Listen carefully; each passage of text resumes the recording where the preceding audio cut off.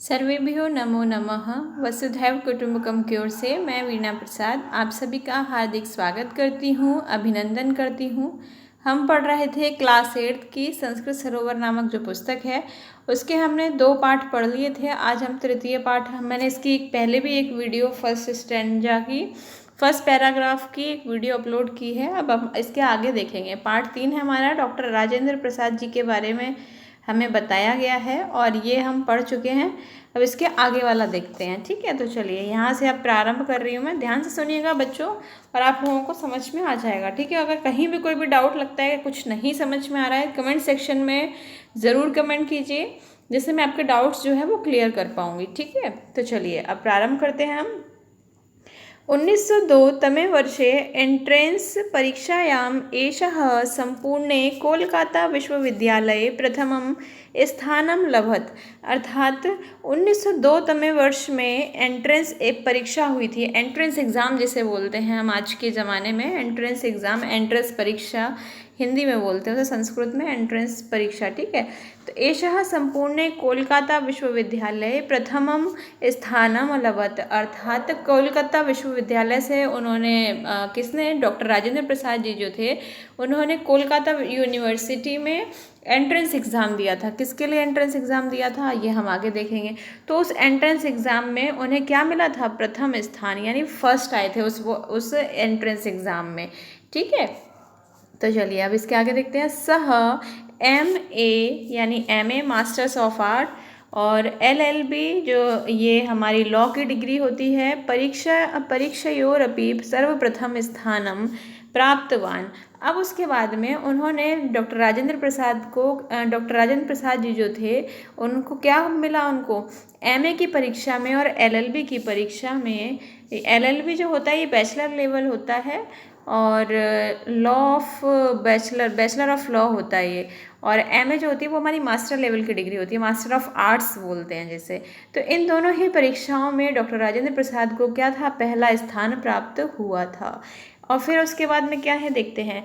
सर्वे तस्या योग्यतया विद्युतया च मुग्धाः आसन। और सभी जो थे, सर्वे अर्थात सभी, तस्य अर्थात उनकी, योग्यतया अर्थात उनकी योग्यता पर, उनकी इंटेलिजेंसी पर, उनके विद्वता अर्थात उनके विद्वान होने पर सभी लोग कैसे थे, सभी बहुत प्रसन्न थे, सभी बहुत मुग्ध थे।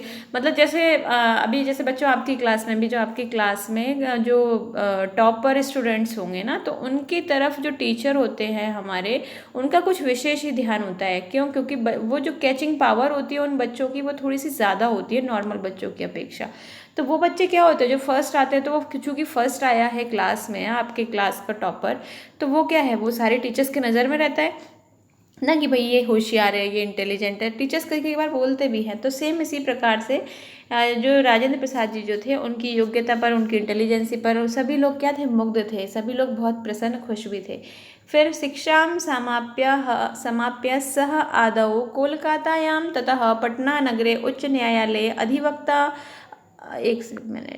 अधिवक्ता अभवत। और उसके बाद उनकी जब शिक्षा समाप्य अर्थात जब शिक्षा उनकी समाप्त हो गई, तो उसके बाद उन्होंने क्या किया, कोलकाता के बाद पटना नगर का जो उच्च न्यायालय है, उच्च न्यायालय यानी हाई कोर्ट, अधिवक्ता अर्थात वकील, अधिवक्ता कहते हैं वकील को, किसको कहते हैं, वकील को। और कई बार आपने देखा भी होगा तो अधिवक्ता कार्यालय लिखा रहता है एडवोकेट ऑफिस के बाहर, कभी ध्यान से देखिएगा। तो अधिवक्ता कार्यालय अर्थात अधिवक्ता यानी वकील ऑफिस, एडवोकेट ऑफिस। तो अधिवक्ता क्या है, अभिवक्ता अभवत, अर्थात कलकत्ता के बाद जब उनकी शिक्षा समाप्त हुई तो कलकत्ता से वह पटना नगर गए, और पटना नगर यानी पटना जो बिहार की राजधानी है, वहाँ के उधर हाई कोर्ट उच्च न्यायालय में वह वकील के पद पर, अब वकील का पद जो है उन्हें प्राप्त हुआ। फिर देखते हैं। अधिवक्तृषु तस्य प्रतिष्ठा उत्तमा धनार्जनम अत्यधिकम च अस्ताम। अर्थात अधिवक्तृषु अर्थात जब वह वकील बन गए तो उसके बाद में क्या हुआ, वकील बन के भी उनकी जो प्रतिष्ठा थी, उनका जो उत्तम जो चरित्र था, उससे उन्हें क्या था, उन्हें बहुत ज़्यादा धन का अर्जन होने लग गया, बहुत पैसे कमाने लग गए। और इसी प्रकार से बहुत अधिक जो उनकी प्रतिष्ठा थी, यानी बहुत सारे लोग उनको जो है धीरे धीरे जानने लगे। कोई अच्छा व्यक्ति हो, कोई अच्छा चरित्रवान व्यक्ति हो, और कोई जो ईमानदारी से काम कर रहा हो, वो लोग कैसे होते हैं, वो लोग जल्दी फेमस होते हैं ना। तो ठीक उसी प्रकार और राजेंद्र प्रसाद जी जो थे उनकी प्रतिष्ठा बहुत उत्तम थी, तो उसी प्रकार से वह अपना धन का उपार्जन करते थे, यानी धन कमा लेते थे। फिर इसके बाद देखते हैं हम आगे, और ये देखते हैं हाँ, पर महापुरुषाणाम, ये देखिए परमं महापुरुषाणाम जन्म आत्मसुखाय न भवति। लेकिन महापुरुषों का जो जन्म होता है आत्म यानी स्वयं सुख, अर्थात सुखाय चतुर्थी विभक्ति एक वचन का सुखाय है, और आत्म अर्थात स्वयं के सुख के लिए न भवति अर्थात नहीं होता है। महापुरुषों का जन्म स्वयं के सुख के लिए नहीं होता है। फिर किसके लिए होता है देखते हैं। महापुरुषास्तु सर्वेषां सुखाय हिताय च जीवन्ति, अर्थात महापुरुषों का जो जन्म होता है ना, सर्वेषां अर्थात सभी के लिए, सभी के किसके लिए, सुखाय अर्थात सुख के लिए, हिताय अर्थात सभी के हित के लिए, च जीवन्ति अर्थात वह जीवन अपना जीते हैं। कौन, जो महापुरुष होते हैं वह, ठीक है। फिर यहाँ देखिए 1917 तमे वर्षे बिहारस्य चंपारणे गांधी महोदय आंग्लशासनं विरुद्धया आंदोलनं प्रारब्धवान्, अर्थात 1917 वर्ष में बिहार के चंपारण में गांधी जो महोदय थे, महात्मा गांधी, उन्होंने अंग्रेजी शासन के विरुद्ध एक आंदोलन छेड़ दिया, एक आंदोलन प्रारब्धवान अर्थात आरंभ किया, ठीक है। तदा राजेंद्र महोदय तस्य शिष्यः अभवत्, और तभी जो राजेंद्र जी जो थे, राजेंद्र प्रसाद जो महोदय हैं जो थे, वह उनके शिष्य बन गए, किसके, गांधी जी के। फिर क्या हुआ देखते हैं आगे। तेन अधिवक्तुः पदं धनार्जनं च परित्यक्तं देशसेवायां व्रतं च स्वीकृतम्।